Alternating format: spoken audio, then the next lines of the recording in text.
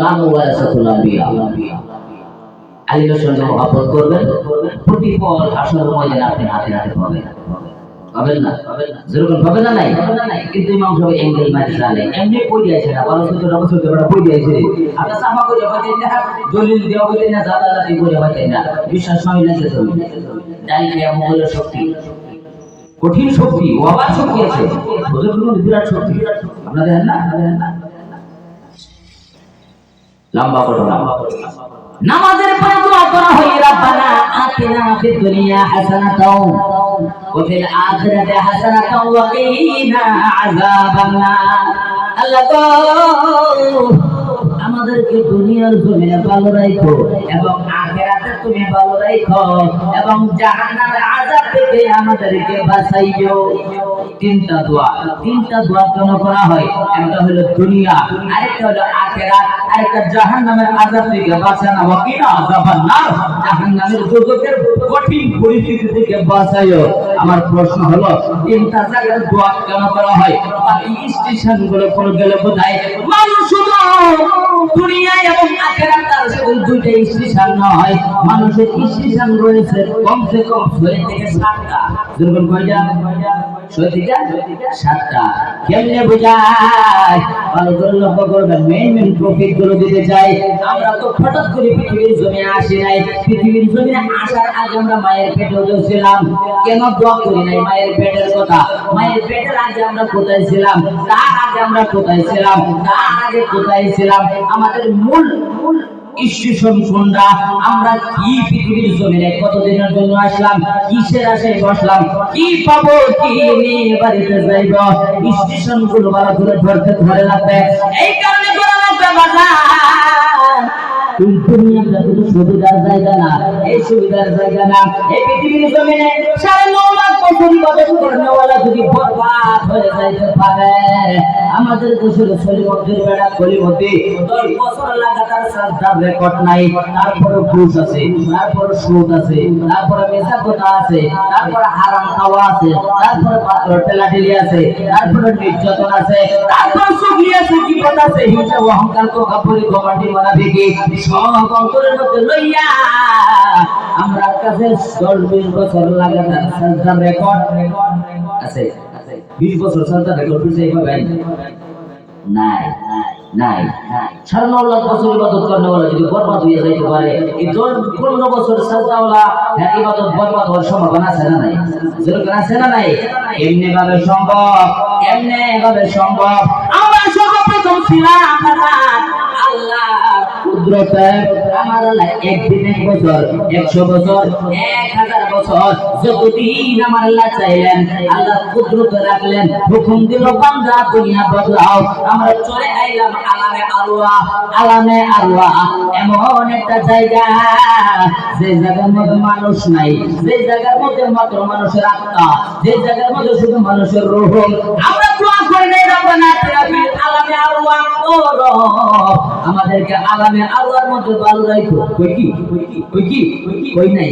আল্লাহ কুদরতে ছিলাম, কোনদিন কি কইছি আল্লাহ তোমার কুদরতে আমাদেরকে ভালো রাখো? কই নাই। আমরা সর্বপ্রথম আল্লাহর কুদরতে হুকুম দিল বান্দা দুনিয়া বদলাও। আমরা চলে আইলাম আলামে আরওয়াহ। কই কোন জায়গায় আছি? আলামে আরওয়াহর ভিতরে আমার আল্লাহ একদিন, 1 বছর, 100 বছর, 50,000 বছর, যতদিন আমার আল্লাহ চাইলেন আলামে আরওয়াহর জগতে রাখলেন, হুকুম দিল বান্দা দুনিয়া বদলাও। আমরা চলে আইলাম মায়ের গর্ভে। 1 দিন, 1 মাস, 6 মাস, 10 মাস, যতদিন আমার আল্লাহ চাইলেন মায়ের গর্ভে রাখলেন, হুকুম দিল বান্দা দুনিয়া বদলাও। আমরা চলে আইলাম এই পৃথিবীর জমিনে। 1 ঘন্টা, 1 মাস, 10 বছর, 50 বছর, 60, 70, 80 বছর জিন্দেগি আমার আল্লাহ যতদিন চাইলেন এই পৃথিবীর জমিনে রাখলেন, হুকুম দিল বান্দা দুনিয়া বদলাও। আমরা চলে যাইব কবরে। সেই কবরের ভিতরে 1 মাস, 100 বছর, 200 বছর, 50,000 বছর, যতদিন আমার আল্লাহ চাইবেন কবরের জমিনে রাখবেন, হুকুম দিব বান্দা দুনিয়া বদলাও। আমরা চলে যাইব হাসরে।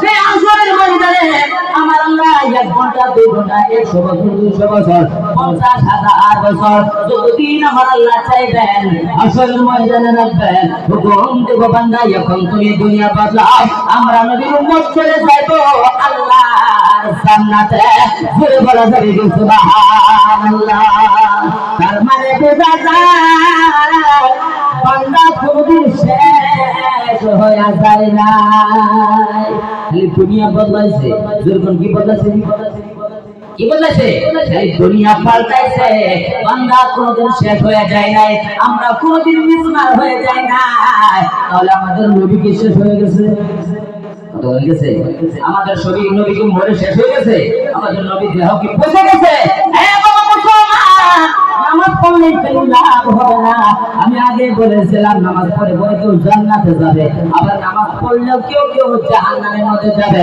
আমি মুফতি সাহেব ফতোয়া না আমার আল্লাহ ফতোয়া দিলেন ফাওয়াইলুল লিল মুসাল্লিন আল্লাযীনা হুম আন সালাতিহিম সাহুন আল্লাহু আকবার বলেন আমার আল্লাহ বলে বান্দারে ওই নামাজি নামাজ পড়ে পড়ে পড়ে পড়ে জাহান্নামের মধ্যে যাবে সেই ব্যক্তির নামাজের দিকে নিজে বেখবর তার মানে নামাজ কি সেই নিজেই জানে না পড়া লাগে মুরব্বী হয়ে গেছে সমাজের মধ্যে মাথা সাফাপন সব সময় দল হয়ে গেছে এখন যদি মসজিদে না যা সমাজের মানুষ কি করবো একটা ইজ্জত আছে না বড় হয়ে গেছে নামাজও যায় না এই সমাজের মানুষ কইবো ওই ইজ্জত বাঁচাবার হেপ দিয়া হয় নামাজও করি বসে আল্লাহ যে হুকুম দিয়েছে এটার খবর নেই এর মধ্যে ফরজ হইছে ওটা না ইজ্জত বাঁচাবে এই নামাজের নাম হলো রিয়াকারি নাম কি লোক দেখানো নামাজ লোক দেখানো নামাজ আসল নামাজ কারে কয় সেই নিজে জানে না নিজের ইজ্জত বাঁচাইলো নামাজই পড়লো আমার আল্লাহ বলেন ওই নামাজের নামাজ আসরের ময়দানে নাপাক কাপড়ের মধ্যে বইলা তার চেহারাই মেরে দেওয়া হবে এই কারণে আমলের পাশাপাশি আপনার আকীদা ঠিক করা লাগবে আমলের পাশাপাশি আপনার ঈমান গুলো ঠিক করা লাগবে নাই আমল আলাদা জিনিস ঈমান হলো আলাদা জিনিস ধরেন একটা গাছ এই গাছের ডাল ডুল যা কিছু এগুলো আমল আর মেন গাছটাই হচ্ছে ঈমান এই গাছটাই যদি ঠিক না থাকে ডাল ডুল ঠিক হইব কি এই কারণে গাছটা মজবুত করা লাগবে গাছটা মানে ঈমান গাছটাই হলো আকীদা এই আকীদা ঠিক করা লাগবে বাজান আকীদা ঠিক আপনার নামাজ ঠিক আকীদা ঠিক আপনার রোজা ঠিক আকীদা ঠিক আপনার ইবাদত বندگی ঠিক ঈমান যেই পর্যন্ত আপনি মুকাম্মাল না করবেন ঈমান যেই পর্যন্ত ঠিক না করবেন বাজান ততক্ষণ পর্যন্ত নামাজ আল্লাহর দরবারে কবুল হবে না এবার আপনি বলতে পারেন হুজুর গো ঈমান ঠিক করার মেডিসিন কি ঈমান ঠিক করার রাস্তাটা কি ঈমান কেমনে ঠিক করব তাহলে আপনার খোলা লাগবে বুখারী শরীফ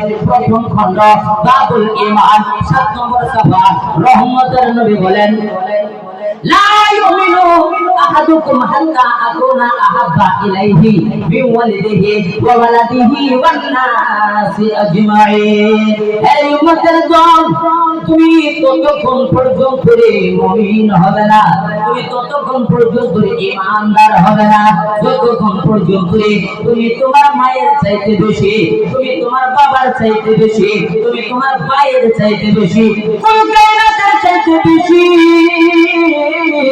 আমি নবীকে ভালো না বাসবা আমি নবীকে মহব্বত না করবা ততক্ষণ পর্যন্ত তুমি ঈমানদার হবে না কি বুঝলেন সব বস্তু ঈমান ঠিক করার মেডিসিন কি নবীর ভালোবাসা কি নবীর ভালোবাসা